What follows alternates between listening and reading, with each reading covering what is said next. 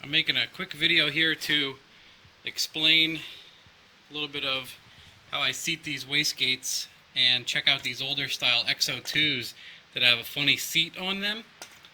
And throwing this together for my buddy Cameron. Sometimes he's mechanically declined, not inclined. And basically what I do is I just have this hooked up to a compressor here, and it's a really fine regulator, 25-pound gauge, and as I add pressure, you'll see the wastegate move nicely.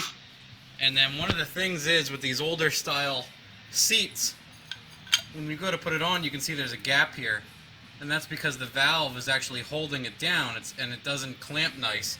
And then with these cheap ass clamps here, now they have more robust clamp, but you go to clamp this together, and before it gets tight, you just end up bowing these edges together. So how I always install them, after ruining one or two of those, you try to push this together sometimes, and the seat really interrupts you. So what you have to do is, once you add some pressure here, you see it goes flat. You can easily install it on the car while it's sitting flush, put the clamp on, and then when you release the pressure, the seat hits this nice and neat. The valve actually sits up against that edge just like a cylinder head, but when you go to put it in, it doesn't work out that way.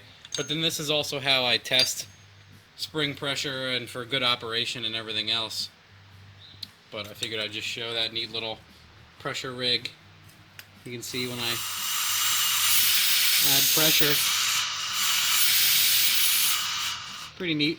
We also use this to set, you can test a map sensor, and you can also, I hook it up to a methanol hob switch, and I set the methanol for about 10 pounds, click click. You can hear the hob switch going on and off.